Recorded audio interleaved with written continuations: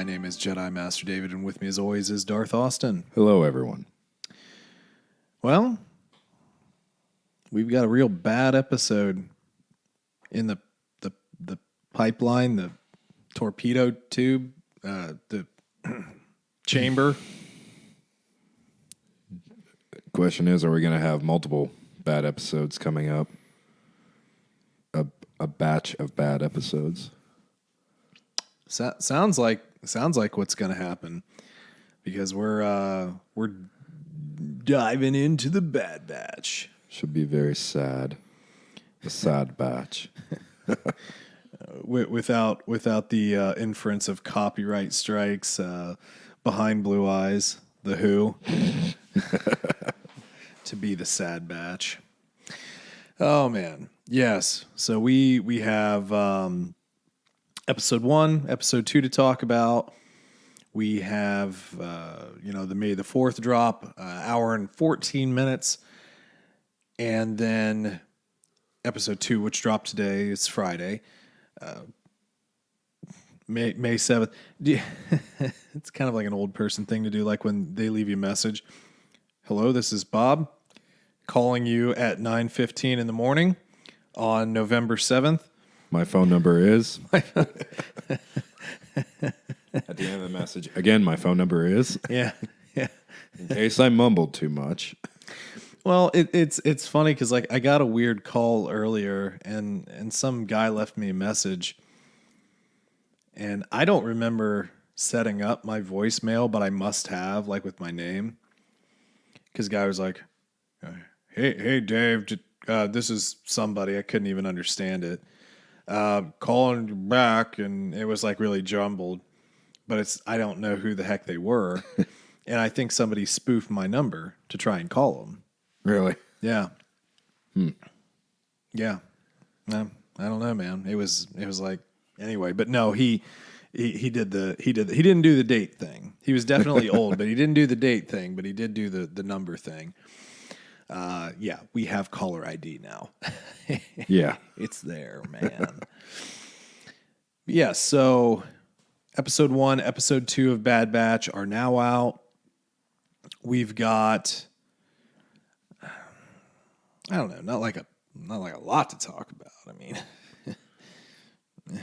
We'll go through this fairly smoothly, I think. It's not going to be like Mandalorian where we're just talking about it and obsessing over what might happen next for 3 hours per episode, you know. Yeah, there wasn't necessarily the sparks, I guess. Mm-hmm. That but there again, I mean, that happens. That's not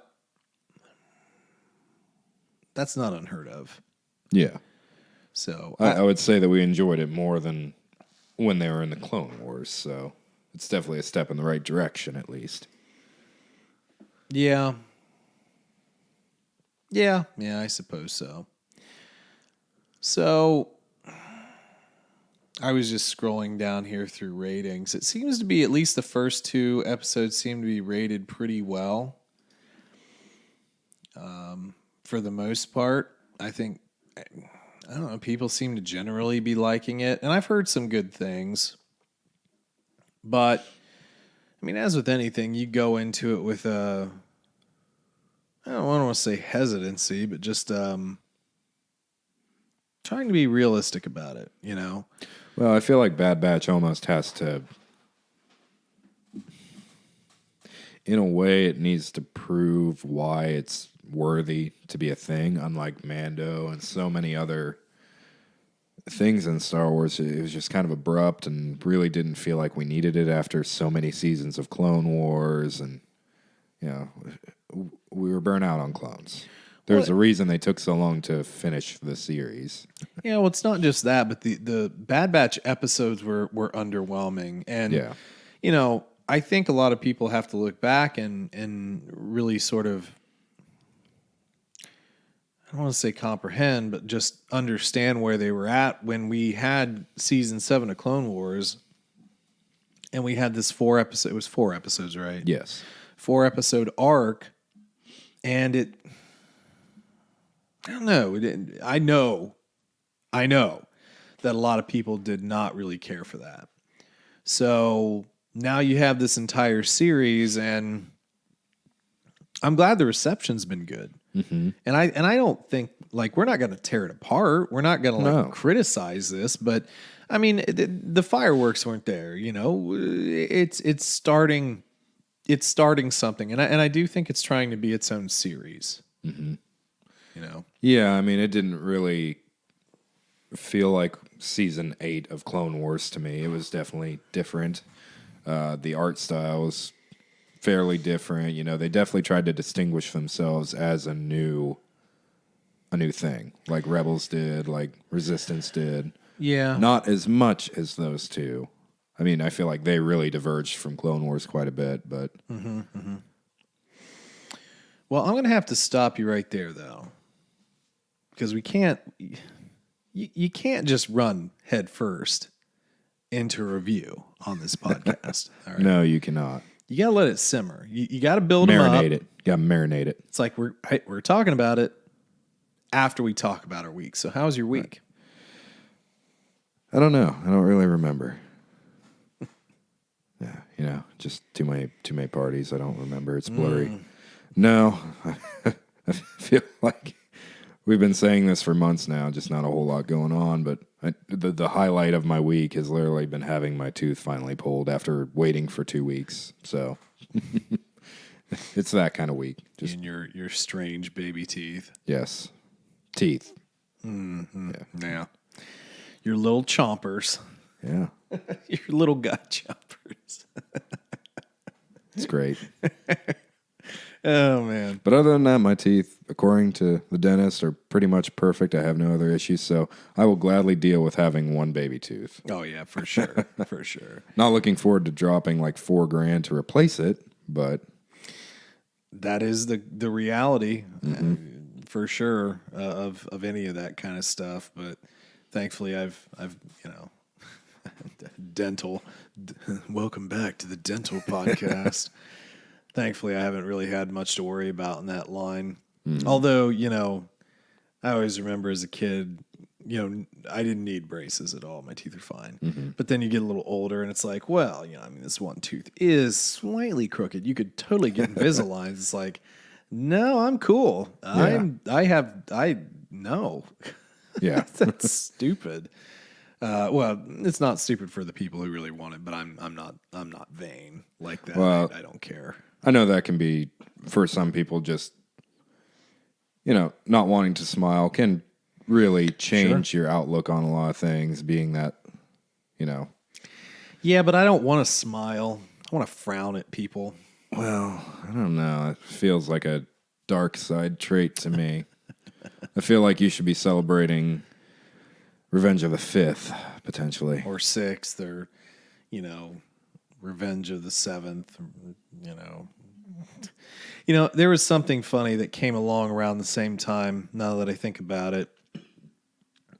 I mean, it's always one of those combative Twitter people, but it was like, well, if you say is that how it's Revenge of the Sith was so good after so long, then you have to like the prequels. And it's, you know, it's like when people spell in the like lowercase and then caps for a few letters and then back to lowercase.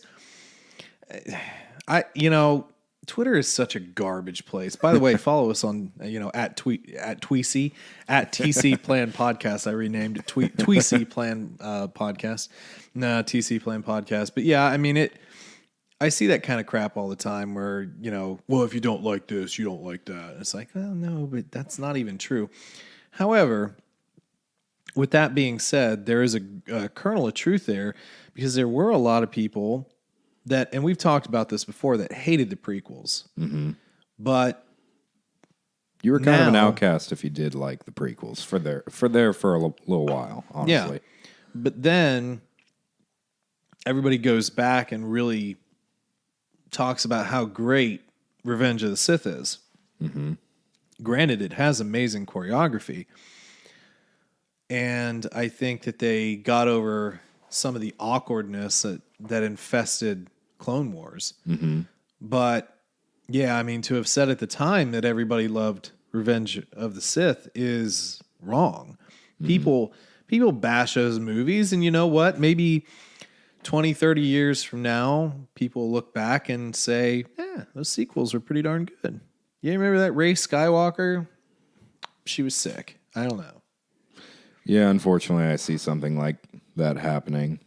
Well, but here's the difference. Not everybody is hating on the movies, though, like they did. I mean, yes, there is, but just saying that you didn't enjoy The Last Jedi doesn't mean you hate the series. It just means that you had problems with it. And you know what? I have problems with it at times. I still like it, but it doesn't mean that I don't have problems with some of it. Well, honestly, you could go as far as to even say if someone says, that just wasn't my favorite movie, people get in an uproar about it. Yeah, it does. Literally, you cannot have every single Star Wars movie be your favorite. So just saying that doesn't mean it's negative. It just means it doesn't hit your top 3. Yeah, exactly. Or something like that, you know? And if you think you've heard this rant before, it's because you have. We've said it a lot, but it just keeps coming up. Well, I think the thing is people get so offended because there are a lot of people who the sequels is their favorite. Sure. And that's cool. And people take it very personally. God. When someone else says, yeah, I didn't like that. Because what they take it as is, oh, so you're just saying that I'm a stupid person because I did like that. Well, yeah, obviously, that's what we're saying. No, I'm just saying it wasn't my favorite. We have different tastes, and it's okay. Yeah. I don't get offended when people say that Solo was a bad movie. I don't agree. But it's their opinion versus mine. It doesn't really matter. At the end of the day, a movie wasn't made to entertain every single person. There's no movie out there that has ever done that. Yeah, absolutely. But yeah, I mean, I feel like we're going to talk about that forever, though. It just continues to pop up. People need to get over it. I mean, just some people aren't going to like this. Some people aren't going to like that. We have our favorites, and let it be. There's so much diversity in Star Wars that there's something for everybody. Oh, yeah. Yeah, for sure. But I would really argue with anyone who says that they absolutely love every single bit of Star Wars. You probably don't. There's probably quite a few things you don't like, and you're just not thinking about them right now. Yeah, sure. Don't tell me you've read every book and enjoyed it. You know. Well, I mean, half the people haven't read half the books. Right. And there are certainly books that we didn't care for as much, and there are books that we really love, both in canon and out of canon. Yeah. I mean, look at Alphabet. That got amazing reviews, and it wasn't really our favorite. It started off really well, but it kind of bottomed out, unfortunately. But anyway, enough with the negativity. Obviously, that doesn't really get us anywhere, but I think it's good to point out, because if the negative is always going to be pointed out, I think we also have to highlight that you just bypass it. You don't have to be that way. Right. You can like something and not like another thing. Just, don't talk about it on Twitter. Just don't use Twitter. Well, yeah. It's funny. I did catch myself last week kind of getting into one of those pissing matches on Facebook because I forget what it was about, but some guy had posted on some nerd channel that I follow a piece of art he had done that was pretty cool. It's for a video game that I liked. Was it deviant art? No, it was not. Was it a bunch of pregnant Sonics? No, I think it was something Halo related. But anyway, the piece of art was really good. And I was bored, so I was going through the comments, and I saw this one guy who was like, oh, well, that's trash. You could have done so much better. Oh. And I don't know why it triggered me, but for some reason I felt the need to comment. It's like, well, then you do better and post it. Go ahead. And I got in this fight for like 20 minutes with this guy who is obviously a troll. Yeah. It's like, and this is why I don't interact with people online. Yeah, I mean, I don't really do too much of that, but periodically, because I like music and I mess around a lot with like pedals and so forth, guitar pedals. I'll look in the forums and stuff, and there's actually quite a love-hate relationship with a lot of different pedals. Really? People can find things to be strong-willed about all the time, because you have like, this is super duper Star Wars. This is for all the Cantina band listeners out there. So a tube screamer. So a tube screamer has a slight mid hump in it, which gives it a color. It's a colored effect. When we talk about a bump in the mid range, it colors it, and then it colors your sound. Whereas like something that doesn't have that, that's relatively flat, the buzzword is transparent. So it's taking the sound from your amp and just adding a little bit of crunch or distortion to it. Tube screamers are like, if you ever listen to Stevie Ray Vaughan used almost exclusively a tube screamer and cranked amps. Mm-hmm. So his sound, which was amazing, was effectively using a tube screamer. John Mayer, and I only say John Mayer because, like, for the guitar community, especially like Instagram, everybody loves John Mayer. John Mayer uses it's a TS10 tube screamer, which now is very expensive, like $300-$400 now. Oh, wow. And those were not they were not crazy great builds, but everybody, what does he use? Tube screamer, and then like if you look down on the floor, because you're actually in house this time, we didn't mention that, but the Morning Glory, the gold pedal, is a blues breaker. Mm-hmm. Blues breaker is a non-coloring, basically transparent overdrive. There are hundreds of blues breaker clones, which the original blues breaker was made by Marshall. And that's a variant. You have the Schnauz Black Box, which is it's like on a 2-year waiting list right now. The Analog Men Prince of Tone, or the King of Tone, which the King of Tone's on a 3-year waiting list. Wow. For the same, I mean, it's not the same. They have their little tweaks, but it's still a blues breaker at its heart. The debates that people get into on pedals can get vicious. And I think it's people get passionate about what they love. Mm-hmm. I'm a Strat guy. No, you got to have a Telecaster. No, dude, Gibson Les Paul. And if you have an Epiphone Les Paul, you're a loser. Mm-hmm. It's the same. Oh, you like Mace Windu, stupid purple lightsaber. No, purple lightsabers are the best. If you don't have a purple lightsaber, you're a loser. You know what I mean? That absolutist attitude, pretty Sithy. Unfortunately, it's pretty Star Wars-y in general. And I feel like a lot of people outside of the Star Wars community feel that way. Like they just look in through the window. It's like, wow, these are just a bunch of grown babies fighting each other over their favorite thing. Yeah, there's been a lot of that with Mandalorian because you've got so many casual fans. Yeah. And then they start looking around for news and you have Star Wars fans that are just nuts. And they're like, what is wrong with you people? Yeah. I mean, I hate to say it, and, yes, we're probably offending someone by saying this, but it can be a little embarrassing. Like, it almost makes you feel, in certain circles, you have to show that you're not that crazy Star Wars fan, because it's just, like, expected of you to be that. Yeah, and I mean, we can reference more, books and lore, canon versus non-canon as well. But I choose not to. Mm-hmm. Just enjoy what you can. If you like Star Wars, sick. If you don't like Star Wars, okay, fine. Yeah. Watch something else. Yeah. And I've really never been that big into, arguments and debates with other Star Wars fans, honestly. It doesn't really bring me any joy. Like, I had a buddy over a week or two ago, and we got to talking about Rebels and a few other things, and how we're going to continue that and find out what happened, because we had talked about Thrawn a bit, and he's like, well, I just want to know what happened to Thrawn and Kanan. It's like, what?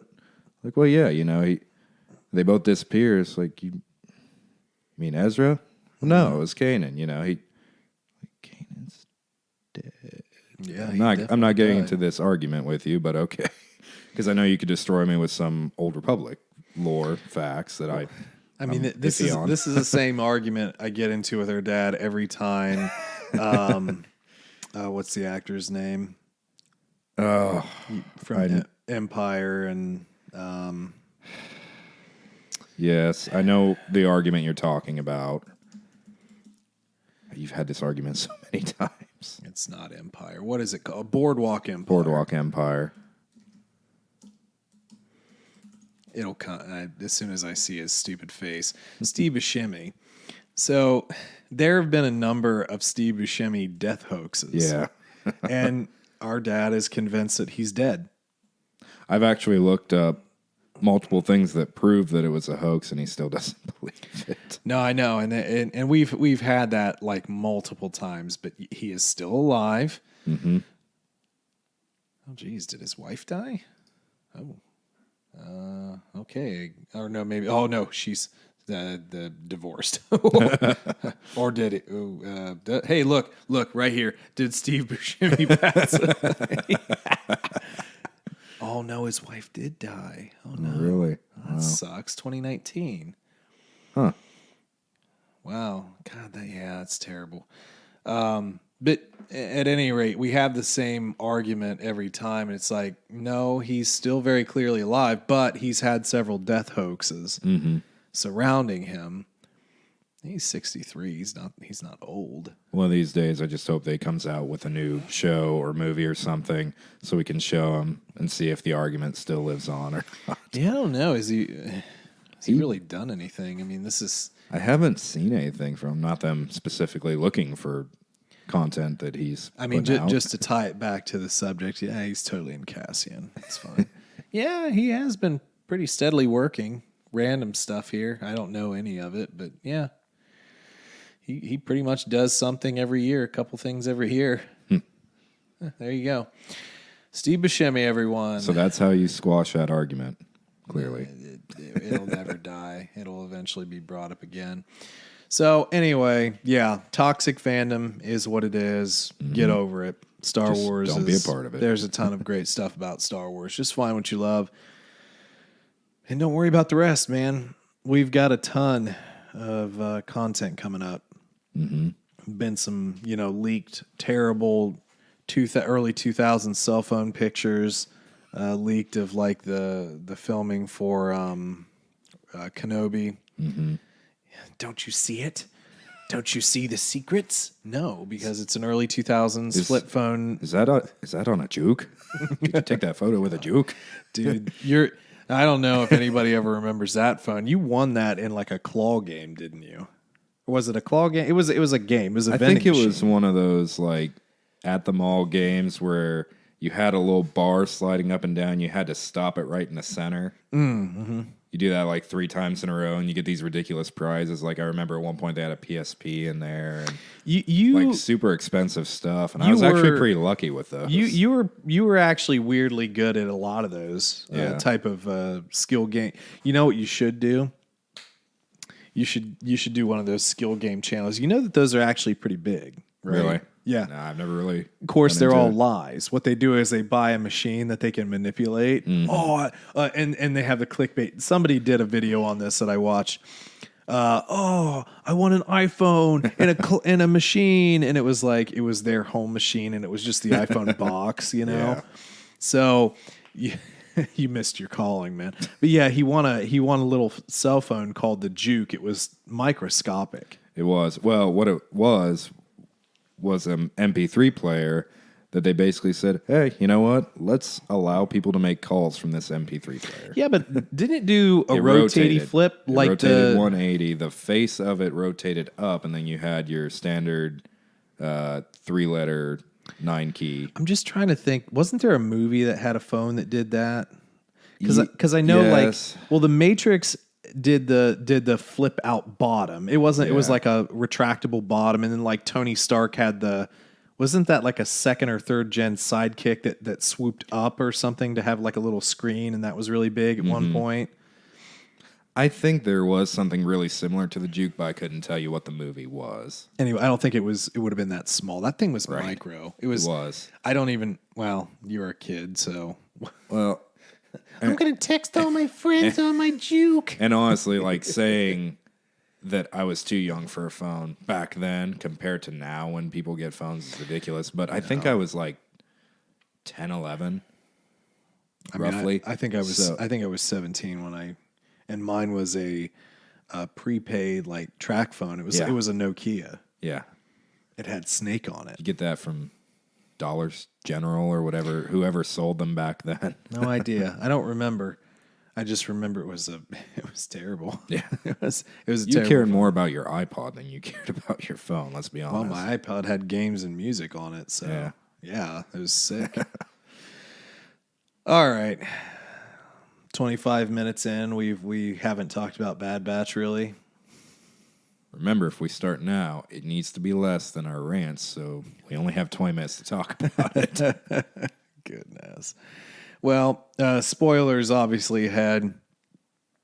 Although there's not much to spoil, but yeah, we're gonna start rocking into Bad Batch here. So episode 1 was called Aftermath. Episode 2, Cut and Run. Cut and Run. Cut. Yeah. So I'm trying to multitask speaking and thinking about the first episode, despite the fact that I want to look something up from the second episode. The first episode, though, basically we had Clone Wars recap. And then, which actually I'm pulling up here because I want to look at the sort of the animation style from their recap before we actually get into the episode here. Because I don't know about you, but I felt that there were not significant changes, but enough changes where I kind of I noticed them. You know what I mean? And I kind of want to get their little recap going here so I can think about this a little bit. So I guess first and foremost, do you want to talk about the art style? Is that cool to talk about first? Yeah, let's go that route first. Were you worried that they were gonna really change it, like a full new art style? Well, obviously, since we saw the trailer, no.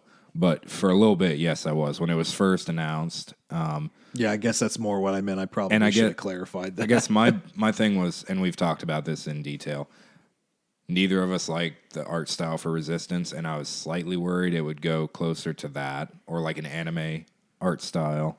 So I am glad they didn't change it a whole lot, since these do kind of tie into Clone Wars a bit. Mm-hmm.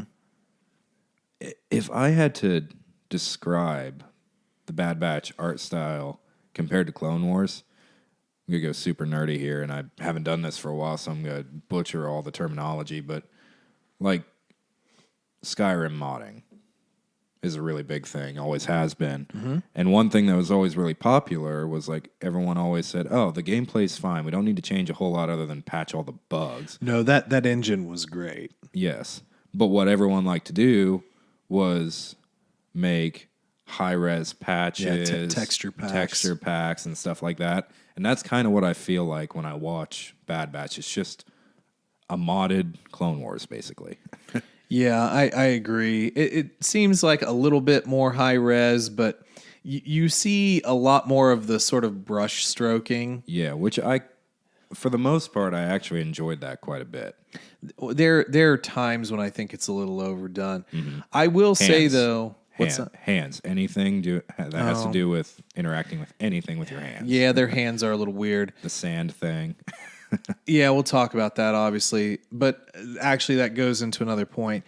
I felt that it did feel a little bit inconsistent. Mm-hmm. Like there were times when there was like almost hyper-realism, kind of like the mocap Ahsoka Maul fight from the 7th season of Clone Wars. And then there were times where it's like... We've stepped into a PS3 game. Yeah, awkward body movements. An early PS3 game. Yeah. Like we not to get off track, but you came in and I had whipped out the PS3 because I'm planning on getting rid of it. It's just been sitting collecting dust. But I got it out to play Oblivion. I had a copy of Oblivion and I just never played it when I got it. So I was like, I'm going to play this. And I'm like, dude, I used to play Skyrim on this. Like, this looks not great, even though I wasn't even really able to get that far because it's so buggy. Right. But yeah, it felt like there were certain textures that felt a little bit lagging behind. Like, you know, they tried to put too much into things. But we'll roll through that. I'm playing the episode behind us so that we can kind of do a little bit more commentary style in a way. But yeah, the art style, there were certainly points where it was beautiful. Yes. It was just not very consistent.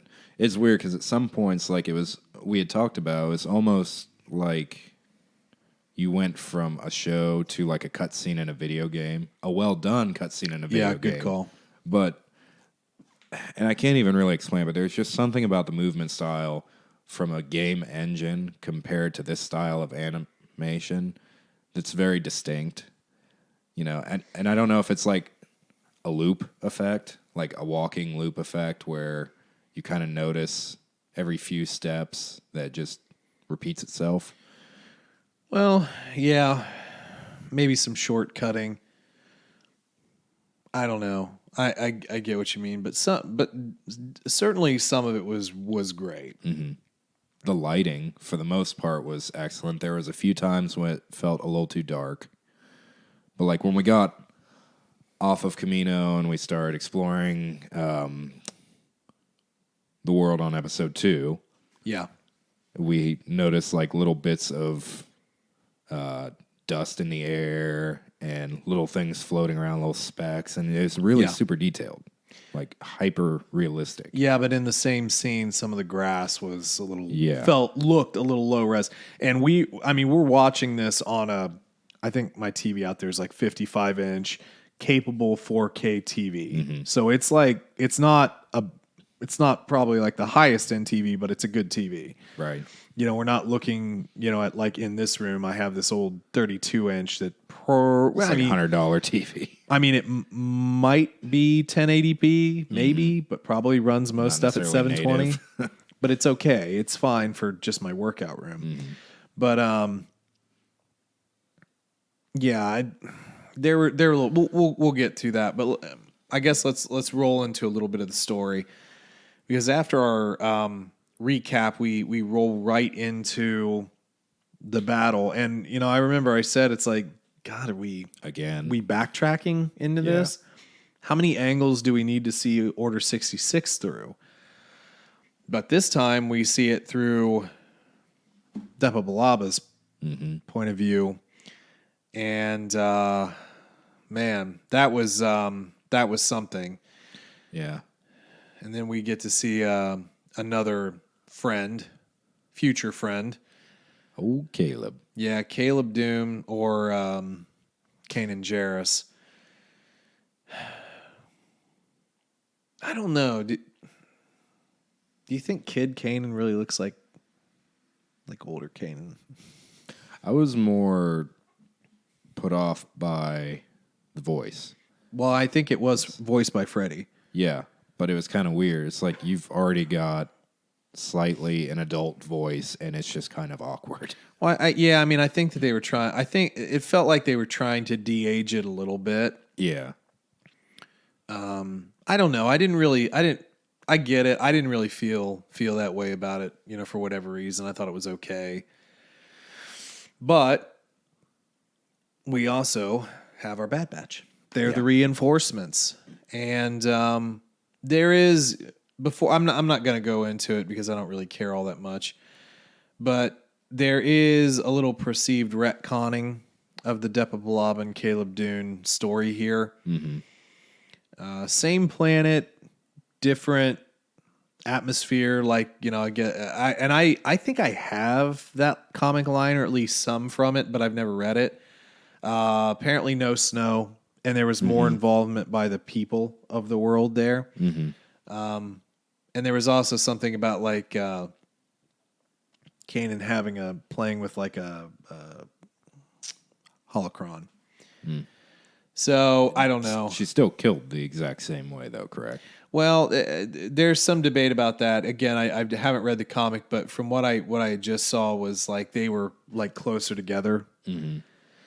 I think it's ticky tack, really. Yeah, I mean, I don't feel like, again, I haven't read the comic either, but I don't feel like, from what I've heard, it's a big enough retcon to really even complain about. Well, and I'll also say this: if we're just retconning a comic, then it's a comic. So be it. I mean, yes, comics are canon sometimes, but I mean, Vader. But there are so few people who actually consume that form of media that I don't get heard about it. Yeah, we eventually I'm gonna force you into doing a book I'm going to look up the name here because I can't remember. A New Dawn. We're eventually going to have to get into A New Dawn. Okay. And that I think will be, I think that'll be interesting to set into. That's from 2014. And I believe it is canon. Yeah, this is a canon book. Okay. So we'll probably we'll roll into that here at some point. I think that shouldn't be a really long one. It's 400 pages. So, but we'll talk about that later. So anyway, we get the Order 66. We also have sort of like kind of a, I don't know, a moment between Kanan and the Bad Batch where he's like, oh, you're Rekka. This is Rekka and Hunter, and oh, they're so cool. It's like they have fan club. It's like they're trying to build this weird fan club thing. Like they're almost like, hey, can you sign my it's not a baseball card. My collector card of oh, I collected them all. Can you sign my was it call sign? Not call sign. Episode 2. I keep drawing a blank. Chain code. Chain code. My floppy disk chain code. Yes. Yeah. It was weird though. Like you have both Caleb and Omega being like, "Hey, just in case you forgot all their names." It's like, did you really have to have them do that? Yeah. It was something.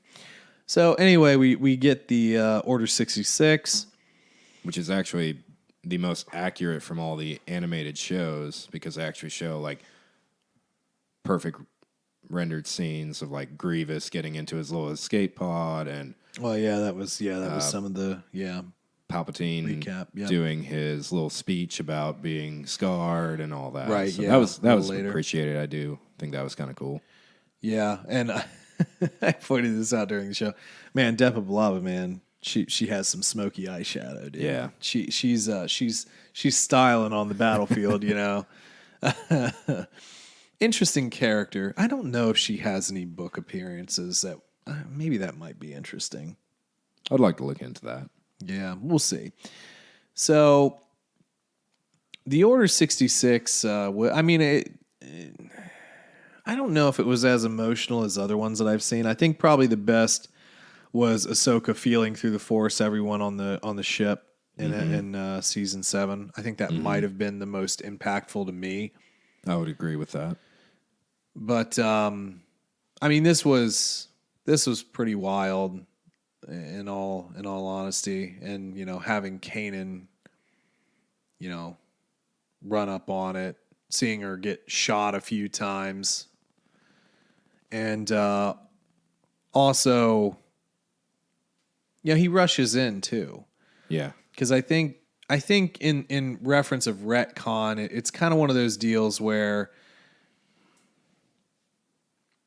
it's almost as if they tried to break it down like he ran away, but he was going to go help. At least now, basically a canon source here saying that he would have because he rushed toward them. Right. But as he was told to run away by his master, he runs back into the Bad Batch, and he just saw clones assassinate his master, and he runs from them.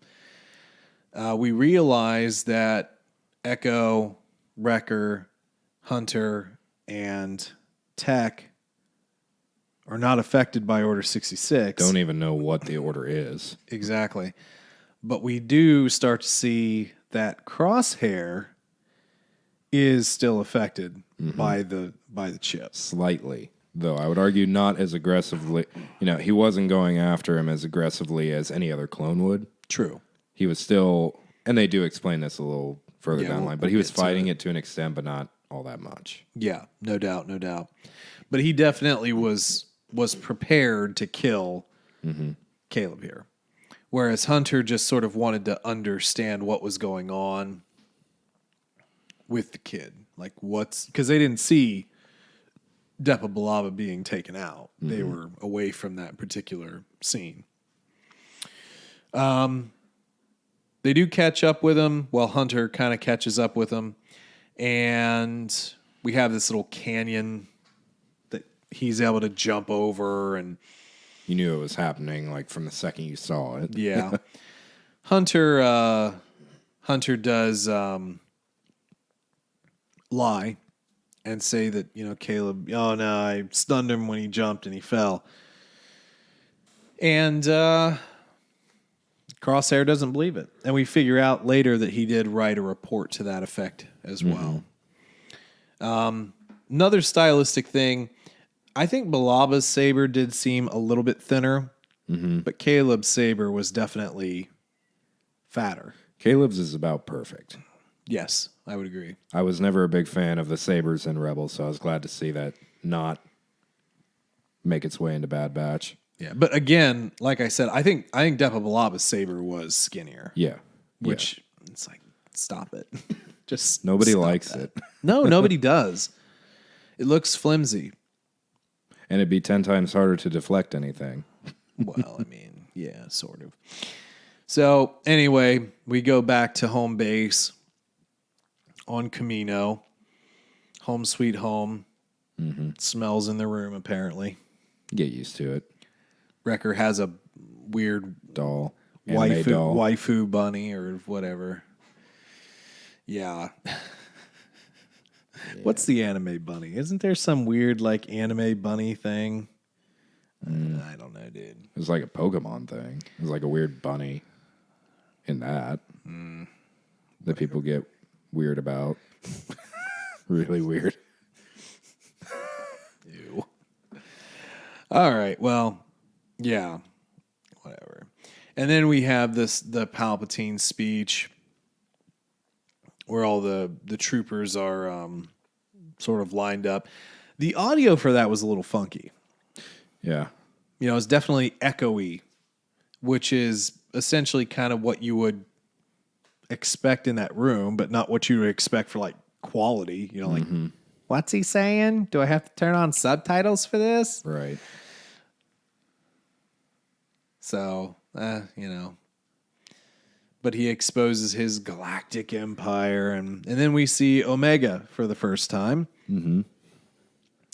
And Omega goes and, hey, you're Hunter, Echo, Tech, Wrecker. Yeah, I've got all your cards in my room, you're super cool. I've got the collectible action figures with the Kung Fu grip.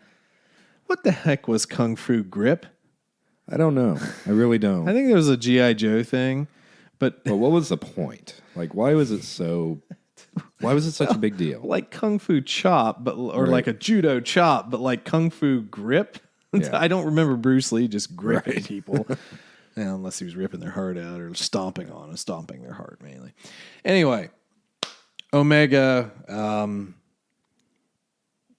we have, at least through tech, have confirmed throughout this that she is a clone. And she is a genetic abnormality, like the Bad Batch. We had theory. Well, we didn't have theories. We had thoughts. In our Not prior Tarkin's episode. daughter. Well, yeah. Which, Yeah, I knew was a long... Doesn't make that big of a deal to me. Difference to me either way. Yeah, I knew it was a long shot, but I just thought it would have been cool. Yeah. For that to have happened. But it's like, that's not going to happen. The second you heard her accent, though, it'd be like, no, this would just be weird. Yeah, It'd and just be weird. I have to say, I think it calmed down over the series, but the first couple lines from her I felt were a little off. Like the audio mix. It's like they were almost whacking mics, almost too compressed, almost like too much, too perfect type of deal. It didn't feel natural, and then it got better over time, but the mix on the audio just seemed a little weird for me. But there again, I mean, what do I know? Some of the dialogue as well was a little rough with her. Just the writing style of how a lot of these characters talk to each other. Wrecker being one of the worst. It just got kind of annoying at times. They really played up how dumb he is. Yeah, way more than they did in Clone Wars. And I don't really get why, other than just we need to have comedic relief. Yeah, I thought it was a little strange. Anyway, after Omega, who, basically the Kaminoans say, oh, she's like my medical assistant. Mm-hmm. Right. Okay, Your medical experiment. Yeah. We then get Admiral Tarkin, who is coming in to essentially evaluate if the Empire is still going to do anything with clones. Tarkin doesn't have a great opinion. Never has. Right. Sorry, yawns. Must be getting late. Anyway. And I think if he had his way, cancel everything. He even says to Kaminoans, it's like, your contract was with the New Republic. They no longer exist. Yeah. So he does run a test for the Bad Batch, which, did that make a lot of sense to you? I mean, what's he looking for? I don't know, because, did he want to continue cloning, but only Clone Force 99 clones? Or, is this kind of the start of the Death Trooper program? What's going on? Or Palpatine. Here? Yeah, I don't know. But they run him through this test. They're acing the test, and then they start making the droid shoot live fire. Which was a little odd to me because, you have the little interaction with Tarkin and the head dude in the facility. It's like, well, we wouldn't want to do that because it would damage the facility and potentially kill our clones. But then why do you have them on standby? Why do you have them already ready to go? I guess you could security. I don't know. Yeah, it's a little shaky. It's a little bit. Which, by the way, those droids you pointed out do kind of look a little familiar, don't they? Yeah, what were they? Dark Troopers or whatever from Mandalorian. Mm-hmm. Yeah, kind of similar. At least first iteration, somewhat. maybe. Maybe they were people. Ooh. I don't know. I'm just saying at some point, certain Moff went to Camino and kind of just stole that design, I'm thinking. I don't know. Well, he's just an admiral anyway, so for now. Yeah, interesting bringing Tarkin in here. I've always thought he was an interesting character. And again, without going past the first Star Wars movie, he would have just been the bad guy. Yeah, there was no Palpatine at that point. He was the main baddie. So, good character, though. That being said, they do identify that... Oh, no, I guess we could talk about the lunchroom food fight. Can we not? There's nothing good about that entire scene. You mean the sweet bricks of whatever they were eating, like literal bricks? They looked like bricks, but think about when they got thrown at people, they just exploded into a gushy mess. Yeah. What is this? Is it a stale jelly donut? Yeah, who knows? Who knows what the heck that was? But, just to be brief about it, Omega comes down and sits with him, and that's where we get the Sad Batch. You get some super awkward dialogue right there. It's like, hey, remember me from the corridor? Yeah. Omega, I know your names. Yeah. Awkward smile. Yeah. Well, anyway, Omega throws some soup or whatever at one of the regs, Regs. And they fight each other, and then... A lot of pans to the head. Echo gets knocked unconscious. That's fun. But yeah, this... Let's move on. Moving on. They're sent on a mission. Yeah.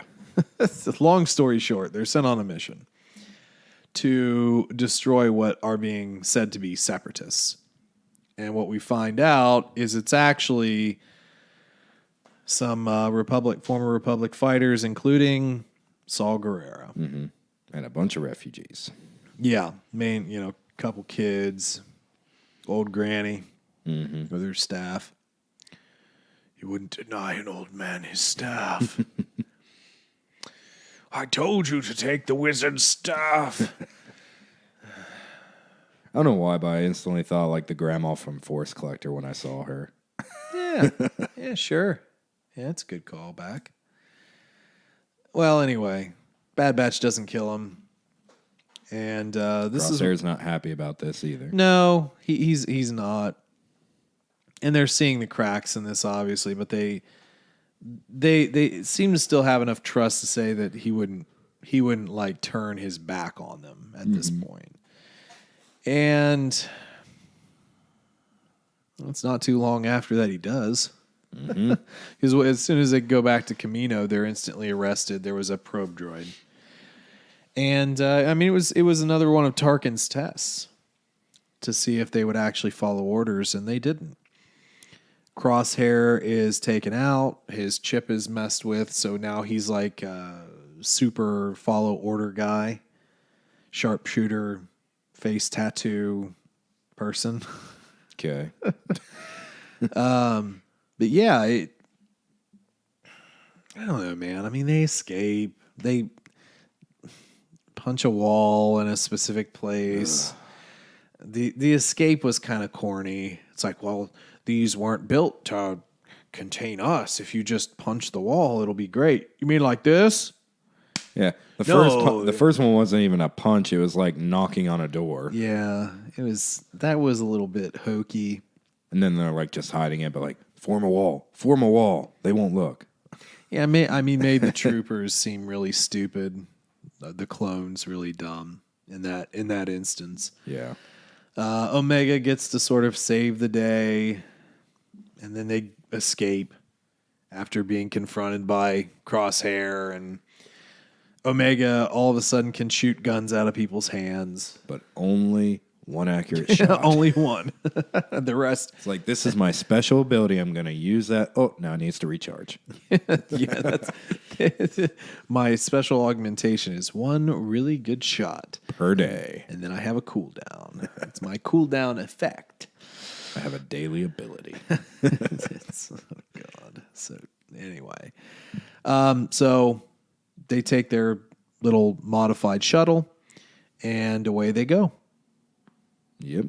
Kind of an awkward space scene too, because like they're really not trying all that hard to escape. It seems like. Yeah, I remember that as. Oh, and by the way, one of the Kaminoans do help them escape. Yeah. Which I believe, I don't know. Maybe I'm just thinking this name sounds familiar, but I believe she's the one that talks to Obi-Wan in Attack of the Clones. I do believe you are correct. I was gonna try and like get to a point where maybe they say her name in the subtitles of this episode, but I do think that she is meant to be the one that Obi-Wan spoke to when he first came to Kamino. Mm-hmm. It is interesting why she would help. And I don't think the Prime Minister is in on this, but why would she help? It all seems to cycle down to who is Kamino, or who is Omega, what is Omega, what's the purpose of Omega? Yeah.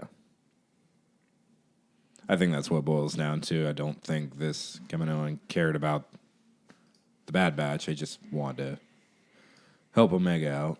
Yeah, no doubt. And that's pretty much it. Oh well, the lazily just coasting through space. I mean, still inside of the planet. Yeah. Apparently, there are no intercepting ships. I just had an issue with that because, like, you even get a scene when they first go to Kamino where you have two fighter pilots flanking them on each side, asking for clearance codes. It's like, well, where were they when they escaped? Yeah. That's like, I'm sure they would still easily escape, but they could have given them some obstacles along the way. Yeah, but I mean, like, is that the only transport vehicle that they have? Right. All the clones, they have one. Yeah. I don't know, man. That struck me as really odd. Well, even the way they kind of showed off the hangar bay. It's like that entire hangar bay is just for the one transport, like, Yeah. and they didn't show any other hangar bays nearby, so it's just really odd. Yeah, I don't expect them to have like anything crazy, but something. Yeah, like you need some aerial defense. I don't know, dude. I just that and it happens again in the second episode. I just I don't know. It rubbed me the wrong way. I don't know why. It just did. We probably are being a bit nitpicky because we could probably No, do we're this not. about Clone I mean, Wars, but it is essentially it's a valid. military, or it's effectively a military location, and they don't have a single other spacecraft or anti-air. Well, I'm just saying that like this is like a major place right here. This would be the you wouldn't have number had one a Star target. Destroyer. You wouldn't have had a Star Destroyer in orbit if you were the Empire. Well, and even before Empire, this is the number one target for the Separatists. You'd think they would have defenses like crazy to deal with an armada. Yeah, it didn't make any sense, dude. It really didn't. Camino has always been weird for me because like you look at the facility, it's like, so this is where all clones are manufactured. It's a super tiny facility. And I just feel like it's logistically impossible, the amount of clones they're pumping out and the fact they're able to defend themselves. Cool map on Battlefront 2, though. Yes. and a neat campaign. Or whatever that sort of story-driven mode was. Yeah. Where you were still multiplayer, but it was like a story. Well, at that point, you were actually a stormtrooper, and you were there to kill all the clones. Because like it's been a long time. They were rising up and starting to fight the Empire at that point. I forget who they were fighting for. Probably one of the remaining Jedi. Some of their stories and were actually really cool in the multiplayer. At some point, we'll have to go over Battlefront. Maybe. Well, anyway, episode 2, Cut and Run. We are going to meet an old friend. Yeah. And we totally guessed it without really even trying. Because they don't have many friends. Well, yeah, I mean, who are they going to... And I really don't even remember them interacting with this guy. I just, for some reason, I guessed it. Like, I remember him interacting with Rex. I think that was a point. It was like an off-screen type of thing. So we... I actually want to see if I can't find what planet that was. Do you remember the planet name? Oh, no. No, I don't remember this one. Was it... I keep wanting to say Alderaan, but it's not. No, that's where they ran into Saul Guerrero. Yeah. Oh, but that was like Onderon. Whatever. Yeah. Oh, this. What's this? What's this word? Sail. Saleucami. It's Saleucami. Sail you Cammy. It's Saleucami. Definitely looks like Sail you Cammy. Little Street Fighter there. Saleucami, yeah. So we're going to meet Cut. Yeah. And his awkward family. Yeah, a little bit. Who has some skin issues. Well, one does. Yeah, we'll talk about it. What was his wife's name? You know, the wife. His wife. Sue. Is it actually Sue? Yeah. S-U-U. So, ooh. No, I'm going to just say I don't think that had that inflection in the episode. So he's got some sick mutton chops and a couple of kids. Yeah. So that was nice. And here, like really in the first like 2 minutes is where we get the kind of awkward animation that we talked about. So Omega sees sunlight for the first time in her life, essentially, yeah, and plays in the dirt. And it was when she goes to play in the dirt that it looks like they ran out of time. They ran PS3 completely out of time for this scene. Yeah, and it's just this is where some of the grass textures kind of stuck out to me a little bit, and the dirt. Like we're just rewatching this dirt as it goes into her hand, and it is a little. It's not a very fluid motion as she picks it up. Yeah. it doesn't look like she's actually making contact. The animation of the people is fine, but it's just, like some of these textures on this grass is like really super low res and flat. Yeah. But the people are fine. It's just, I don't know. It's interesting how this is. It's like they just didn't get their 2020 render pack going. Right. They didn't get the patch to this world. The little animals are okay though. I mean, the animals are fine. Well, and then even then when we go into the weird this plant field, like what the heck are cornfield. these things? It's like the bulb field. It's an apple orchard. Yeah, I guess space apple. So, anyway, crazy dragonfly, butterfly things. Mm-hmm. But anyway, so we do find Cut and his wife Sue and their 2 children, and we mentioned something about their children. I mean, obviously, like Sue's a Twi'lek and Cut's a clone. And I mean, their kids like have some patchy skin, which is interesting because it's almost like war paint on the one kid's forehead. It's weird, kind of, yeah. But in all honesty, it does kind of make sense because like I think we gloss over a lot of like interspecies mating, where it's just like everybody's very flat. Or we just don't talk about it enough. But you would have to assume that there would be some incompatibilities between like the human and like a Twi'lek or a human and whatever. I mean, whatever you choose to mate with. But yeah, the one child who is blue has like these gray patches, and you're right. It does kind of it looks cool because it's almost like a war paint. And it's sort of down his chin and neck, kind of like Miri Allen with their tattoos type of deal. But I mean, it's interesting to see little imperfections like that because again, most of the time everything is just so smooth and glassy. Yeah. To have those imperfections is a lot closer to reality. And I've always kind of wondered this. I've never looked into it, but like so. You have one kid who is blue, the other kid who's kind of like, I don't know, pinkish. Salmon. Yeah, sort of pinkish salmon. And then their mother is like magenta.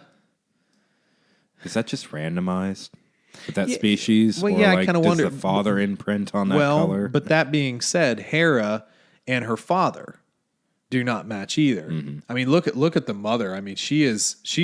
I mean, her color is sick. Do the brother and sister in Mandalorian match? I don't think they do either. The brother's blue. I'm going to look it up. And I'm totally blanking on the sister, but I feel like they did not match. She's green. Is she green? No.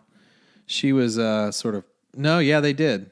I mean, she was a little bit less purple, but kind of purple, and he was a little bit more purple. Yeah. Yeah, that was old Tonks, old Harry, and she also was in Game of Thrones too. She was like the wildling.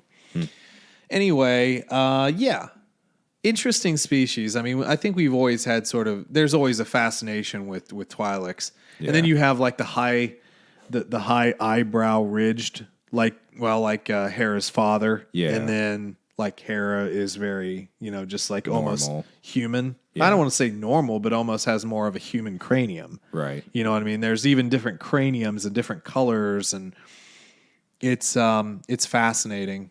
And I've never really looked in that. The cranium thing might be a male thing. Would make sense because we even have that with and I'm totally blanking on their names, the brother and sister from Mandalorian. Yeah, it's kind of the same thing there. Let's be honest. It doesn't matter who they are. No, it really doesn't. One of them's dead and the other one's, in prison. Yeah. So actually, and apologies, I am pretty ignorant on the biology or whatever of Twi'leks, but I think that the multicolored thing is kind of neat. And in this one family, you have literally 3 all different colors, and then you have some of the patchy aspects, which I assume is with the interspecies mating. Mm-hmm. So that kind of interesting. But of course, we have to get to the important thing in this scene as we're talking about this family. Probably the most jarring, awkward thing that we've watched in are just above hour and a half of Bad Batch so far. The music playing. When the kids start playing is so out of place, and you pinned it down. It's like it's from another Disney franchise. Yeah, they have this tinkly music. It was pretty hilarious, and it went on a little too long too. I don't know if it was just because I was getting irritated, but it almost seemed like it was getting louder very gradually. Yeah, I agree. I'd forgotten about that. We just watched it too. Like you just keep getting these face shots. They keep going back and forth between the parents and members of the Bad Batch, and I just wanted someone at some point, like Wrecker, to get really mad and be like, "Make the music stop." Yeah, God. Well, the kids go out and play, and this is like Omega's first time even playing. Yeah, it doesn't understand the concept of catch whatsoever. Yeah, they're tossing around this little weird ball, and she doesn't know what to do. Why are you throwing me this ball? What am I supposed to do with it? But she's having fun. But yeah, it keeps a little bit of the childlike wonder in the show. Mm-hmm. Clone Wars was pretty violent. Yes. And this is going to be as well. But very well could be, yeah. Yeah. But to have some of that kid-like stuff in there is not a bad thing. But yeah, the music just hit weird. Yeah. It was such a weird choice. But it definitely felt like a Disney more than a Star Wars. So that was fun. These shows are kind of in a weird category too, because yes, based on the rating system and the fact that it's animated, it is essentially a kid's show. But you get into some pretty deep topics and obviously all the violence you were talking about. So those moments are jarring. Like you forget for a second what you're watching. Well, I'll be honest with you. Like we grew up with pretty, at least in my generation, I think that there was definitely violence in kid shows, but it was more innuendo. Yeah. There was a bit. There was a lot of innuendo, which I think accounts for a lot of 30-aged people's weird, darker humor. Yeah, I would agree. Just think of Ren and Stimpy and Rocco's Modern Life. Rocco worked for a sex line. Yeah. Oh, baby. Oh, baby. Oh. Yeah. Literally every show we grew up with had some weird hidden stuff that we never caught on the first watch through. Yes. But I almost wonder if it was just to keep the parents sane and entertained. Which I think it is, but I also think that there's that's too big of a conversation that goes way out of Star Wars, but I do think that you can't shelter kids forever. True. Sometimes you have to show them some themes, and maybe they're ready for them. I think you the as big the thing parent with should that filter is that. the parent needs to be a part of it and actually interact with the child as they're viewing those things. 100%. Explain it. 100%. And I have friends that really wanted to watch. I have a buddy, Chase. I don't think he'll mind me, outing why he's a nerd. So he has the Star Trek podcast. Mm-hmm. These are the Voyages, which I sometimes have been on here and there. But I remember we were watching, what was the last series that dropped? Discovery, and I also think the Picard series. He was thinking about trying to watch this with his daughter, his young daughter. But the problem is that, no. It was not kid-friendly at all. Right. Not like the Next Gen was when I was a kid growing up. You missed Next Gen. Mm-hmm. You were born late. You didn't really watch Star Trek, though. I didn't get into it, and I do regret that now. Well, it's all on Netflix, it's a lot dude. to get into, though. But it's like saying, I want to get into Doctor Who, It's a lot to get into. Yeah, Doctor Who's bingeable, though. If you really want to get into it, you just start with the new seasons and go. And if you want to go back to the old seasons, totally do it. But, Trek does have a lot, and there's a lot of gatekeeping there too, just like there is in Star Wars. Well, DS9's the best. No, Voyager's the best. No, Voyager's trash, and it is trash. Not all of it. Some was good, most of it was trash. But Next Gen, Patrick Stewart was sick. That's funny. I did see lame as crap for me to mention, but I do watch TikTok quite a bit. Oh my and God! There was this Star Wars. I'm gonna mute your No, line you're not. here. No, I'll just say it into your mic then. No, but there's a Star Wars one, and it's like this person. I watch Mandalorian. I think I want to get into Star Wars now. And then their friends like, oh, how do you want to do it? It's like, Yeah.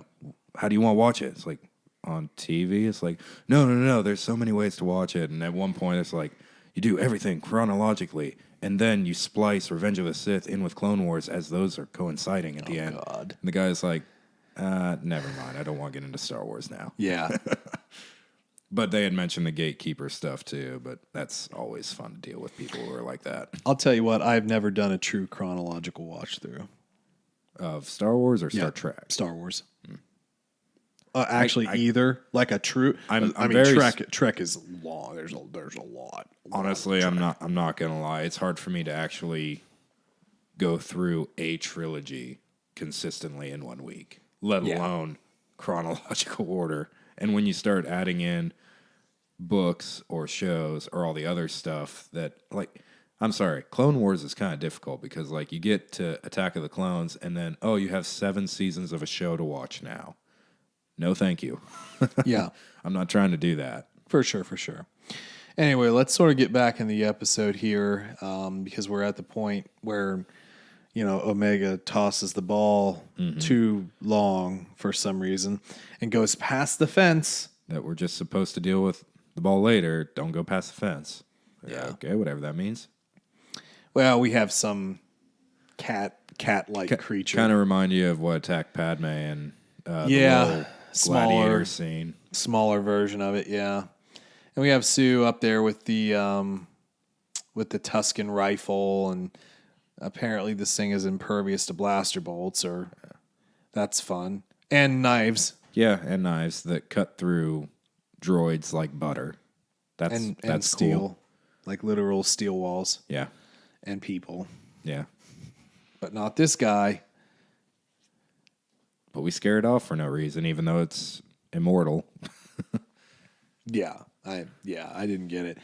But then we do have an interesting, and it is actually kind of interesting because Hunter does kind of come down a little heavy on Omega, and like we see Cut's sort of like paternal instinct, and like he literally like picks up her. You know how kids get that catatonic body when they're like, I don't even want to deal with it anymore. And you just have to pick them up like a sack of potatoes. They are not supporting themselves at all. And she is like way too big for this at this point. Go plank. Basically. And it's funny because like he takes her into the house and like the Bad Batch is like, well, I mean, yeah, okay. That's how you father, there's no paternal instinct here. Like Crosshair said, kids is not Hunter's specialty. But somehow Crosshair has the right to say that. That was so stupid. Yeah, there's some random lines. I do remember saying that during the episode because Crosshair does say that in the first episode where it's like, yeah, I guess kids just aren't your specialty. How would you know? But the creepy sniper guy is good with kids, apparently. Well, I mean, Leon the professional, man, he knew how to take care of Natalie Portman. She was so young in that movie. That was a good movie, though. What was the name of that movie again? The Professional. Was it The Professional? Yeah, The Professional. Man. Yeah, anyway, I think that might have been her first, like, actual acting credit. I don't remember that, but I think she was super young. Anyway, we get more, like, parental talk, which I think is interesting. But we get in the crux of this particular episode where we learn that you have to have chain codes now to travel. They're locking down ships, literally just impounding ships. The Empire is seemingly everywhere. You turn in your old money for new credits, Imperial credits. Mm-hmm. You got a weird guy that seems like he might be important at some point announcing that, but you're not sure if he is or not. Yeah, some sort of Imperial officer that, I kind of said, it's like, are we going to need to know that guy later? Yeah, it just seemed like he should stand out. Like he should be important in some way. Yeah, maybe. I don't know. Well, anyway, Tech has an idea to get the ship impounded so that they can steal the floppy disk chain codes. Mm-hmm. and like it's like the hotel key card maker machine. It just amazes me. Like, we have micro SDs that hold a ridiculous amount of information, and these big floppy disks are holding like the smallest type of bytes of information possible, and it has to be that big. Well, I mean, it's wallet size. I don't know. Do they have wallets in Star Wars? Like bantha Well, I can leather? tell you right now that in Rebels, there ain't no room for pockets. Well, That's some tight-fitting stuff. Not in those form-fitting clothes and armor. Yeah. Maybe that's why you have the chain code. That's like the equivalent of you giving your credit card number when ordering a pizza. That's what your chain code does. I don't need a wallet. I just have my chain code. You think that's like Social Security number? It's how they depict it in this. I mean, it's Yeah. basically how you're able to track people in a way. Like, Okay. are you going to go there? I feel like I know where you're going. Is it a with this. bad thing? No, I'm just saying because, like, if listen, the Republic has always tried to do this interconnected galaxy thing. But they half-ass it. Always. Always. But, I know that there is a much worse parallel. Mm-hmm. And essentially you can talk about like the barcodes on what I was the Jewish thinking you were people from going. from Auschwitz in the camps. And, but when you have this, and I know it was, got ill-begotten evil empire, and we know what Palpatine does with information. Mm-hmm. But did see the what you're saying. galaxy never have like a universal code type of thing? Yeah, like Old Republic never did this. Or even just planets. Mm-hmm. Like planets don't have this data. Right. There's no birth certificates, and I don't know. There's no social programs that require you to have a card or a specific number for a system. Star Wars is not very good at getting into the day-to-day lives of citizens. No. Yeah, I mean, we know that Palpatine's intention with this chain code is control. But if you're actually talking about like, okay, all right, New Republic, you're actually going to do this properly and unite the galaxy, that would be a valid start. Well, yeah, I mean, just for transit. Yeah. Which is kind of what this is implying, that in order to travel off-world, you have to have chain code. Right. I don't know, man. I mean, I get the implication. Imagine being a cop or a detective in this universe. Space cop. Solving dystopian space crimes. Without there being any real identification for anybody. We must find their chain code. Oh no, we are dealing with an unregistered replicant. Well, it's like, I'm sorry, even like, let's go back to Tatooine, and you've got stormtroopers looking for specific droids. They don't have a serial number to go off of. They don't have anything to go. Yeah, they don't have a picture of the droids to go off of. Like, well, there's no such thing as a camera in Star Wars.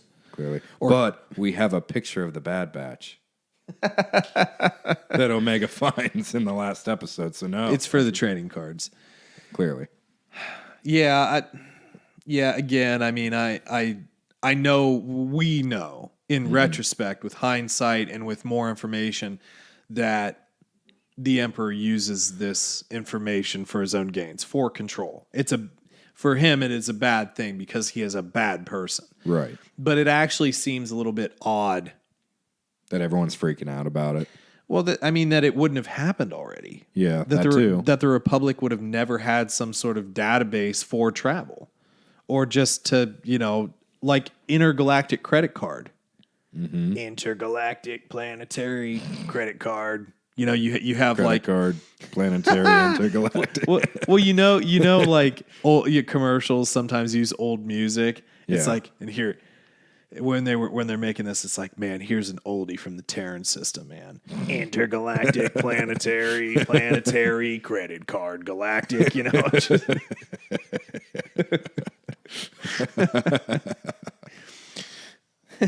got a connection. You've got a connection. You've got a connection. You've got a connection. And we've lost everybody. You could make a jingle out of that with an intergalactic credit card. Totally. And then you just have like some random white dude, like older white guy, who pops up after that. Yeah, come on down to Al's and get your intergalactic credit card. Don't forget your chain code number, because if you don't, you're wiggity wiggity whack. Every intergalactic credit card comes with an intergalactic planetary chain code data number. So come down now. Come down to your local DMV now. You just have Palpatine showing up as like, word.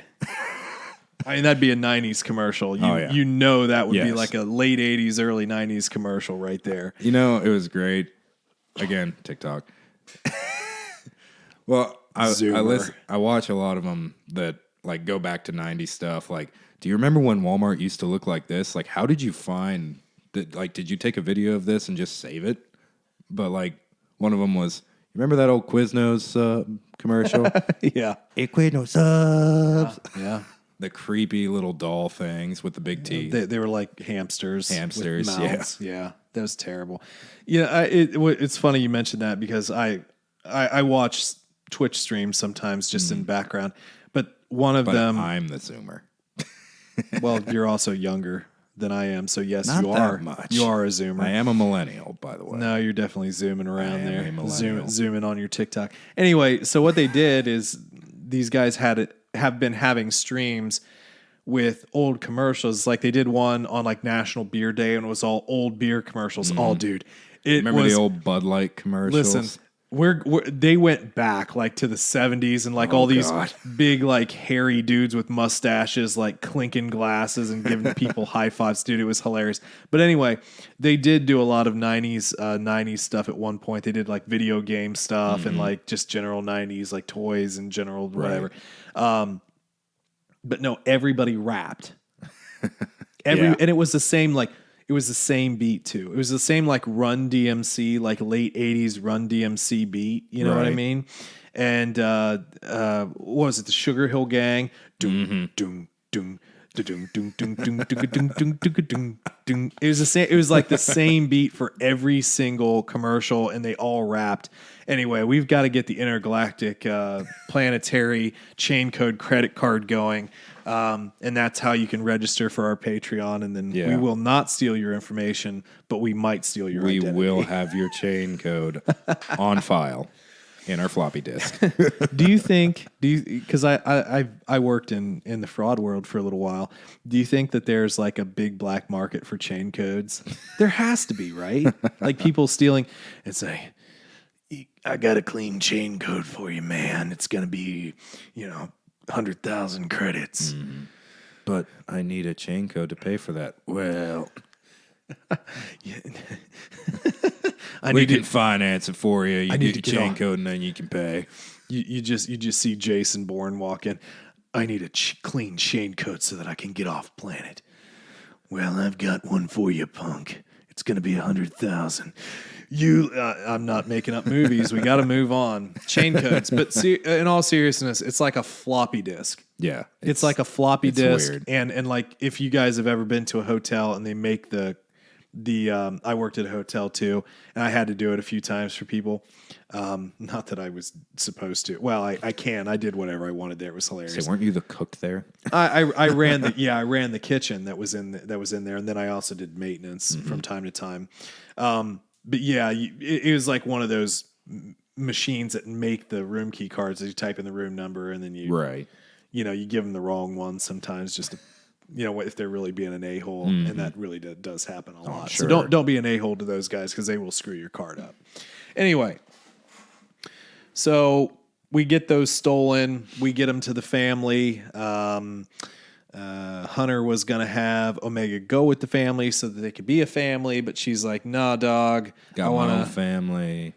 Yeah, I want to stay with you guys because you guys are like super duper rad, and we're gonna do rad things. Oh, by the way, she's let her hair down. Yeah, so her weird little forehead pendant thing is actually a essentially a fishnet for her hair. So I remember in high school, like lunch lady hairnet. No. There was something that went, because like for a time there, we all like grew our hair out. Mm-hmm. And you had a lot of the soccer players that got into this European thing, like David Beckham would have those little, I don't know, they were like really thin hair bands, but they would like prop your hair up halfway, kind of like Kramer. You all look like a bunch of weird Kramers because your hair would be all sticky uppy, but it would be out of your face. That's kind of what I think of. It's just like, it's just there to keep it slicked back. I don't know. Do you like it slicked back, or do you like her bangs? No, honestly, after seeing her without it, I hate her with it. Like, she needs to just throw that thing away. It's weird.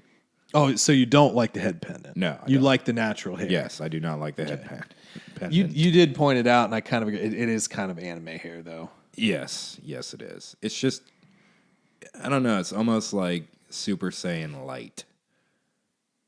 Yeah, like it's the same style of hair. It's just kind of weird to me. Yeah, but no, I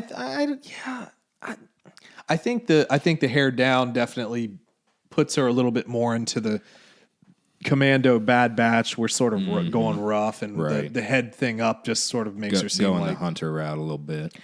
Well, she did copy him. You remember in the cell where he was like, he'd move his hand and she'd move. Did you catch that? Yeah. Yeah, she was mimicking him. Hunter's definitely gonna be the dad. Oh, for sure. Yeah, I mean it's dad and like all the bunch of weird uncle. It's Commando Uncle dad. Wrecker. It's Commando Rambo dad. So you have Sylvester Stallone as a dad, and then you have like a bunch of random uncles. Like Wrecker is Arnold Schwarzenegger, and Tech is like.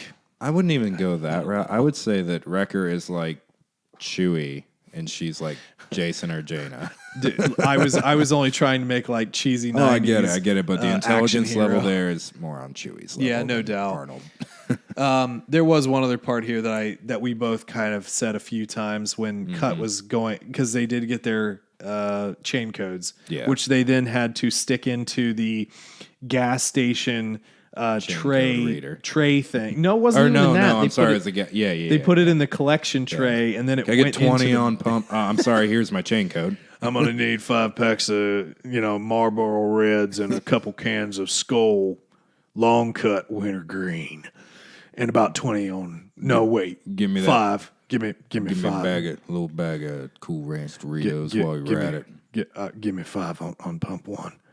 All right. You only need $5 worth of gas? No, I need a lot more than that, but I want stuff. I spent all of it.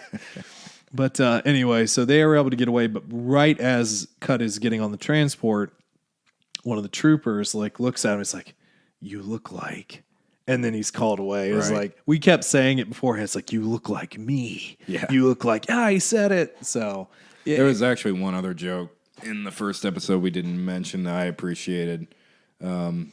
It's a reference to Echo. Oh, yeah. And Tech's like explaining away why no one's affected by the inhibitor chips. Like, well, what about Echo? He's a reg. Well, he's more machine than man now. Yeah. On a percentile basis. Yeah. No, that was a good callback. Yeah. I like that.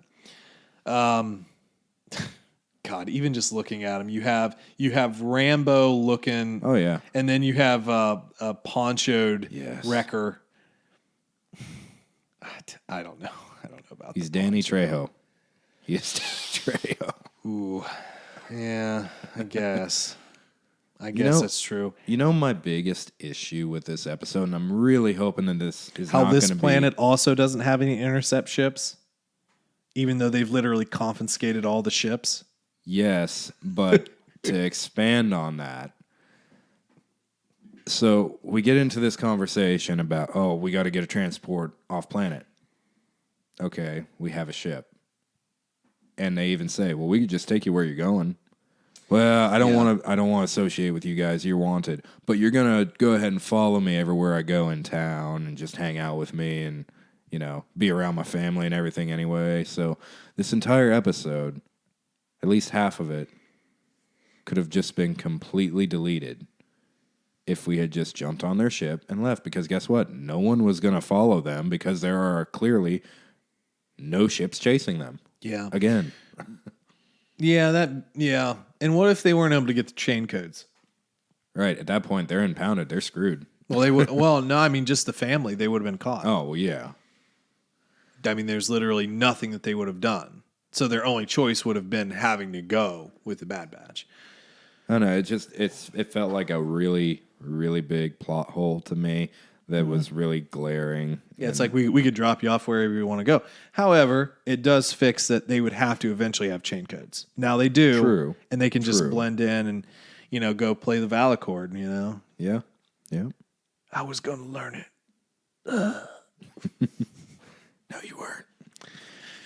You never were going to learn it. Oh, Because man. I was never going to let you. Well, we stretched out about an hour and a half. You believe that? Yeah. How much of it times. was actually talking about Bad Batch? Do It we need to was- get it on was another rant? God, no. Let's not. So anyway, that's the first 2 episodes. I guess just as far as plans for the remaining Bad Batch, we're obviously going to go week by week. We're going to get some comics in here on top of episodes.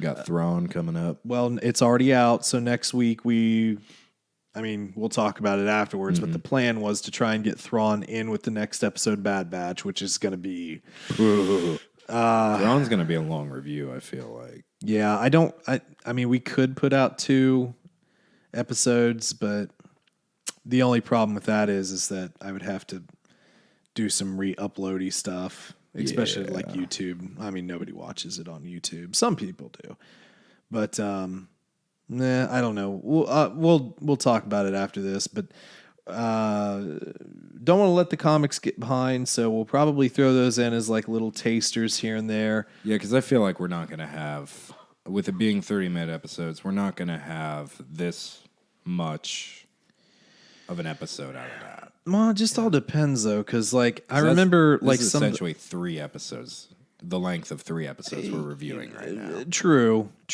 And Mando didn't keep. I mean, even though we were more excited about Mando, it didn't necessarily always keep us very long.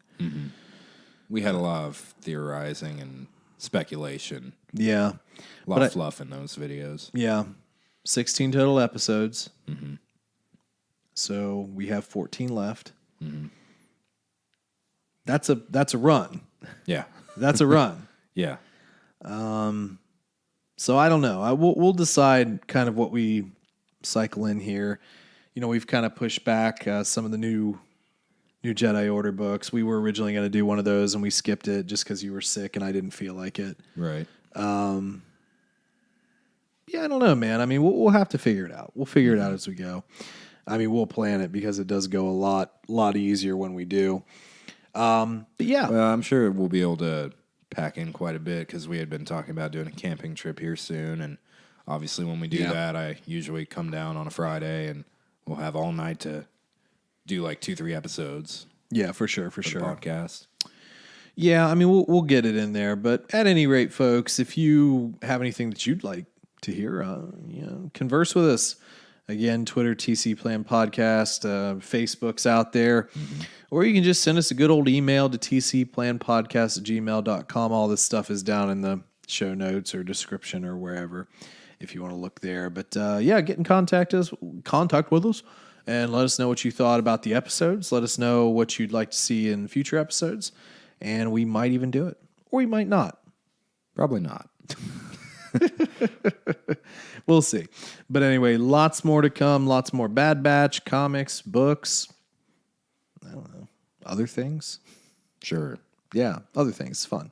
Someday we're finally going to get into video games, but not anytime soon. Yeah, I know. 'Cause that's a lot of work. It's kind of difficult. We'll see. We'll see one day. Because at least when we're doing book reviews, I can listen to it at work.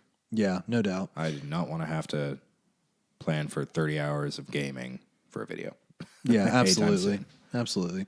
So we didn't do any ratings. Let's ratings. What do Sure. you Per think? episode? Yeah, let's go per episode. Episode 1, episode 2. All right. You give the first rating on episode 1. Do we do out of 10 on? We do normally out of 10, Yeah, right? books are usually out of 5, so I'd say 10 for Okay. shows. Yeah, I'll do 10. Episode 1 felt shorter than an hour.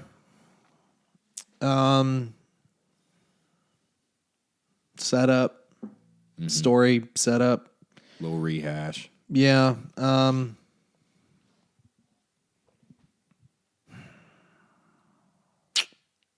It was fine.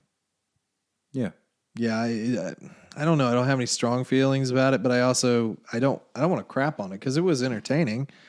8, just a rookie solid 8. Okay. There goes my stomach. I don't know if that picked up on the mic, but apparently I might be still hungry. Got the other half of your meal. Yeah, there you go. Good to go. What do you got on it? I'm going to go slightly lower. Rehash wasn't terrible, but I felt like we probably didn't need to do that as extensively as we did. Sure. They did a very good job with the animation style, and, audio was a little choppy here and there, some weird dialogue. The dialogue was probably my biggest complaint. We had a few things that just were really weird, especially with Crosshair and Hunter. So a little choppy start, but overall I still enjoyed it. I didn't have any major complaints. It just nothing got me super excited for the series. Sure. So I'll go with like a 7.7 on that. Okay. Yeah, I think that's fair. Episode 2. I mean, episode 2 was fun. It was mildly intriguing. It, sack of potatoes kid. That was hilarious. We haven't gotten how old she is, have we? No. Yeah. Yeah, because I know we were both talking afterwards. It's like, how does she compare age-wise to Boba Fett? Yeah. Because obviously, like, Boba was born, in quotations, born before her. Mm-hmm. But how old does that honestly... And is she aged at all? Does she have any advanced aging? Or is she just aging straight like up? Boba? Yeah. There's questions. And we don't even know why she's important. Mm-hmm. So that'll be fascinating. But it was a decent episode. You get a little bit more of her playing, but you don't do the overly awkward. Because a lot of times when you have that, the person is like just socially awkward, but she at least can get into the mix. Yeah. Which I'll be honest, I understand both sides. I understand why you do it, the super social awkwardness, because it's probably more true. Mm-hmm. But I like that she's outgoing. Yeah. I like that she will engage. She doesn't know what to do, but she'll figure it out. And she'll helps build the character quite a bit. Yeah. And obviously this does sort of seem to be like a Hunter and Omega story. I think, Wrecker is probably going to fall completely to the background. I think there will be some stories surrounding Echo and Tech. I don't know. I don't know if Tech is interesting enough to a lot of people to really focus on. Tech just basically tells us what's going on. Yeah, he's your narrator almost in a way. He's your Morgan Freeman. Yeah, sort of. Let's not go crazy. But yeah, I enjoyed it more. Again, I don't want to go too nutty on it, because it also, I almost want to drop the first score, but I already said it, so I'm not going to revise it. I'm probably going to say I want to say 8.2. Okay. I want to say 8.4, but I really think I mean 8.2. Okay. Yeah, I really enjoyed most everything with Omega on this episode. All of her interactions were great. The music bugged the crap out of me, so that's gonna knock the score down a little bit just because of how out of place it was. But I really enjoyed everything with Cut and his family. I had some issues with just how easily they could have gotten off the planet. I really don't want to let that affect the score too much because, like you said, they addressed an issue. They got their chain codes. It allows them to move around the galaxy now. So, makes sense. Just they probably just didn't have to add the part where it's like, well, we just take you on our ship, and it would have been fine. So yeah, I like the development we're getting with Omega and Hunter so quickly. It's not taking half of the season, so I appreciate that. I'm just gonna give this one a straight 8. Good episode. Yeah, sure. All around good episode. I think that's fair. I don't think that's being unfair at all. And, it seems like everybody's kind of falling in general line in the eights. Yeah. I would say. What was Rotten Tomato, like around a 93, And it was 94? it was like 90s, early 90s for both critics and the audience, which is unheard of. Yeah. Usually you have some ratio one way or another, but yeah, it was pretty even. I don't know if I can quickly look that up. I actually don't remember where I was at. Oh yeah. Yeah, I can. So it was 93 critics, 95 audience. So yeah, that's pretty impressive. Yes. Definitely was. So we'll see how it continues. But I think it's off to a pretty good start. I know a lot of people are probably ready for like Fennec to show her face at some point. I really don't know exactly how she fits, but there you go. We'll see. So yeah, I think there's a lot to look forward to. Hopefully this doesn't suck. Yes, but it's a decent start to a new animated series. Yeah, that I don't think we had super high hopes for. It seems to fall in line with the other big three to an extent, so I'm okay with where we're at so far. We'll see how it develops. Yeah, so just before we start to wrap up here, big theories or big cameos. Think there will be any big cameos? We had talked about this, and maybe I'm just having a brain fart, but I'm trying to think of how many more people would fall in line with this timeline that we would run into. We've already... I feel like we're going to kind of run into the whole, well, maybe we should help this fledgling rebellion, maybe we should side with them. So who does that leave for you to run into? You've got potentially the Organas. Yeah. Mon Mothma. Sure. I don't know. Would it be weird but also cool if we just had an episode with Akbar? Yeah. Simon Cow. Yeah. Mm-hmm. Maybe hiding out on that world for a little bit. Maybe. I don't know. There's just you're not gonna run into Han, obviously, or Leia. You could, I guess, with the timeline. It depends on how far we jump ahead. But sure. I don't know. You had talked about being a Monster of the Week format, and that is something that Star Wars is doing a ton of, and it's working for them. So it wouldn't surprise me at all. What's the arc? Right. That's the thing. Like, what's the main? And ultimately, it's going to be about Omega, right? The other characters are established, and we're not going to see a lot of character growth, I don't think, between... Yeah. You might see some with Hunter and Crosshair, but that's going to be about it. Wrecker is going to be Wrecker at the end of this series. Same with Tech and Echo, I think. Yeah.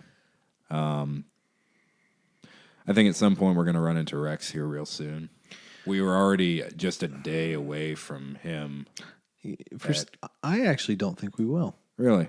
Why is that? I don't know. I just have the feeling like we won't.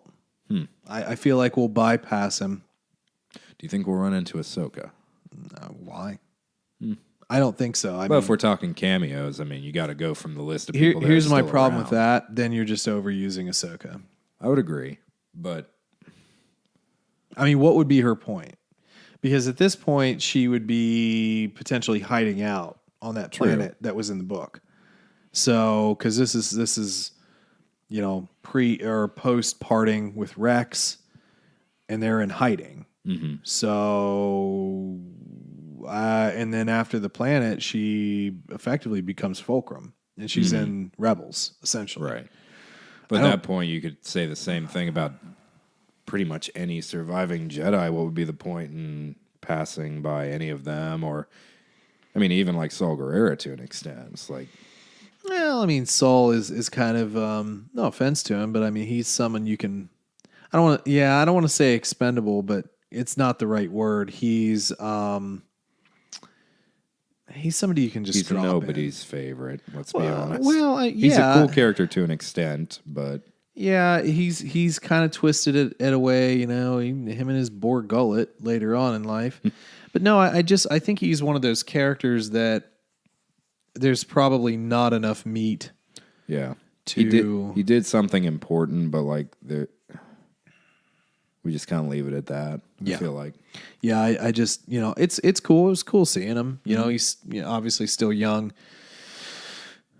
We had the training with Anakin a long time ago. Wasn't that the weird love triangle episode with like Ahsoka and that kid, or was that another one that was? I don't really always remember. Found that to be kind of strange. I honestly do not remember the Saw Gerrera stuff from Clone Wars that well. I mean, I'm bumping everything. I remember some of it, and I remember his sister. His sister obviously was killed, which is kind of why he's sort of nutty in a way and super suspicious. But, yeah, I don't know. Saul, I think, is just somebody you can fit into a lot of different places because he really hasn't been fit into a lot of different things, like cemented. Well, I mean, I feel like other than Rogue One, you just don't have a lot of memorable moments with him. You think you see, Kanan, little Caleb again somewhere?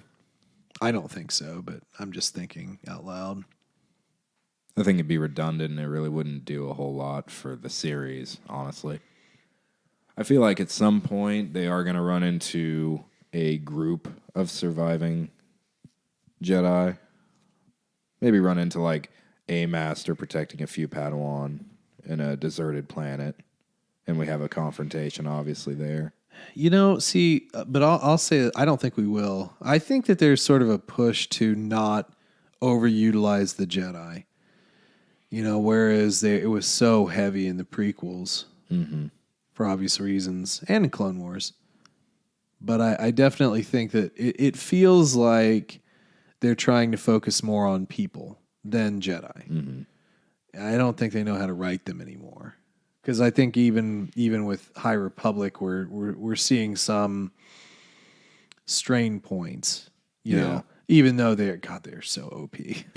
They are so OP in the High Republic. Like they would wreck the prequel era Jedi. I mean, so many of them they would wreck the temple. They'd bust in. Have the masters like, I can jump really high and heal. It's like, I can control the weather. Lightning bolt, lightning bolt, lightning bolt, lightning bolt. I can sync all Jedi together as one hive being. Oh God, yeah, it's wild how OP they are. Anyway, no, I don't know. I would be interested to see if they do any major cameos. Mm-hmm. Because it is a timing issue. You're not just gonna like, oh, Luke and Leia. No, they're like babies. Right. I mean, Obi-Wan, I kind of doubt it. Han hasn't even entered the Imperial Academy yet. Although I will say, we have Kenobi series. I think we could potentially run into Kenobi, but it'd be... Did Obi-Wan Kenobi stay on Tatooine all the time? I think the answer is no. No. I saw really boring. I saw a cool like fan-made poster thing of like Ewan McGregor with like a little kid, like a little Luke on his shoulders. Uh-huh. I think that was kind of cool. Yeah. Anyway, we'll see, but I don't know. I think it's hard because I do think that the story is supposed to be more about Omega. Yeah. But why? We haven't gotten to the why is she important yet. Right. I mean, at this point, I feel like second episode of Rebels or Clone Wars, you knew what was going to happen. Like, you knew you were going to have a bunch of cool messing with the Empire shenanigan adventures with Rebels by second episode. Clone Wars, you knew from the beginning what that was going to be about. But this just seems really ambiguous. But I will say that seems like it would be accurate, though, because everything you knew is now gone. So what is your aim? You're not really fighting anything yet. Right. You're just trying to figure out what it is that you're supposed to do. So I mean, really, I think it makes sense, but we'll see. I think one of the big questions is how big of a baddie is Crosshair going to be, and how often are we going to run into him? Yeah, I mean that's very true. We do have to get to the point where we see how crazy he's going to be. Right. And are we able to save him, or do we have to kill him? Yeah, that's interesting. Clearly we can, but it's not something that I think Tech's just going to be able to do as like a field surgery. They obviously need the equipment. So I'll say this. I do think we will lose one of the Bad Batch. Yeah. I think. And I am leaning towards Crosshair quite a bit. I think that it's either going to be Wrecker or Tech? No. Echo. God. Yeah. One of the two of them. Echo seems like just a martyr in general. He really does. Yeah, which is why you kind of lean more toward him surviving, but at the same token, it's like I kind of feel like he'll die. I don't know. I would say one of the reasons you feel that way, though, is that they have made him feel very underpowered compared to the rest. Like, he is kind of weak compared to the rest of the Bad Batch, unfortunately. Well, he is still a reg. Yeah, and in a way that's true, but you start to identify who is supposed to be your main character, and how expendable they are is contingent on others stepping up. And obviously the main person here is Hunter. And if you take him out, you have to end the show. Right. Because there's no way to continue. I mean, there is a way to continue, but I don't think it wouldn't be enjoyable. There's no strong connection, and it would just be more ambiguous at that point, because I think that this story is focused around a relationship, that father-daughter kind of relationship, kind of like a Joel and Ellie or something through Last of Us. I think it's kind of that. I just feel like I wouldn't care if Wrecker died, though. Well, and again, if you can't kill the main character, then you have to kill somebody people would probably be okay with. True. Which, unfortunately, you could make a really good send-off for Wrecker, and probably for Echo as well. Mm-hmm. But yeah, I mean, how emotional would it be? Mm-hmm. Or you don't kill anyone at all. And I think if you do end up killing one of the members, I almost feel like Crosshair needs to be the one to do it. Because that would make it emotional. Yeah, either that or he's able to turn back, remutate his programming, and then he sacrifices himself. Yeah. In a redemption arc. Mm-hmm. Not to be too corny, but that's possible as well. Star Wars loves its redemption arcs. Yeah, no doubt. But I think we've yacked enough about this so far. There's probably more to yak about as we go along, but again, hopefully you guys enjoyed. Follow us on all the social media. I think I already mentioned that already as we attempted to sign off about 20 minutes ago. But let us know what you thought of Bad Batch and any theories. We'd love to hear from you and talk about them here. So that's it for today. I hope you have a great rest of your week. And as always, may the Force